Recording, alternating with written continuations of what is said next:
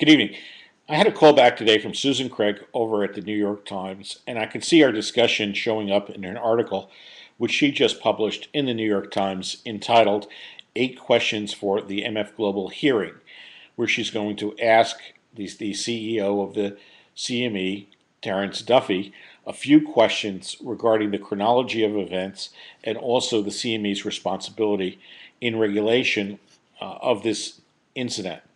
And she says basically, if they had seen, many people in place had seen controls that were not working, why did they allow money to fly out the door? So let's step back for a moment. The CME is the primary regulator of MF Global. It was no secret in the weeks before MF Global failed that things weren't going well for the company. You've testified to dispatch two auditors to look at the company's books on Thursday before it filed bankruptcy.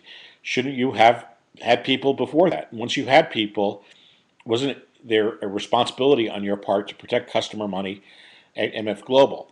So if you knew about it, why didn't you step in and make sure that segregated money was not tampered with? And why don't you, how are you ensuring that segregated money in other firms is not tampered with? And the reason that you can't, there is total tampering of customer funds throughout the financial industry, and that's part of this sort of collapse wave, this deflationary wave that we're seeing, is everything is cross collateralized, but even worse than it would be in real estate. In real estate, you would buy a building and then get a loan on it to buy another building and get a loan on it to buy another building. And you could do that many, many times. And what happened in New York, it caused at one point the whole real estate market to collapse with buildings half finished. What's done in the financial market is worse. It's this thing called repo, and it's just a sophisticated cross collateralization. Just the same way that I described it previously in real estate, with this difference.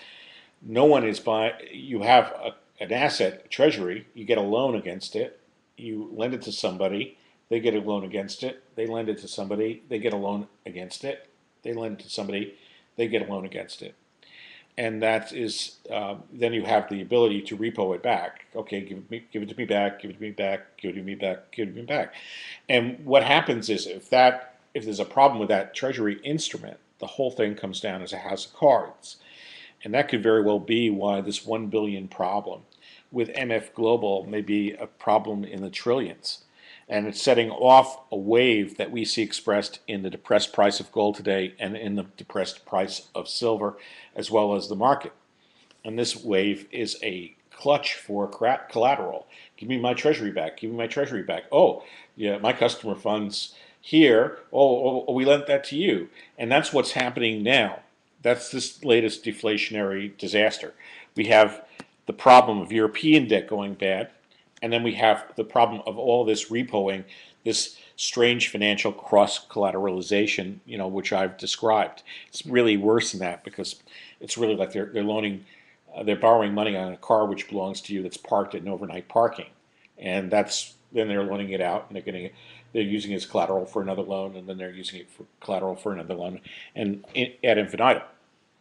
And that's what's happening, and that's why this $1 billion problem can't be solved.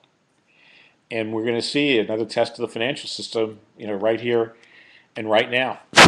And gold might get smacked, might get smacked, oil might get smacked, credit availability may be decline, and we're going to see what happens shortly.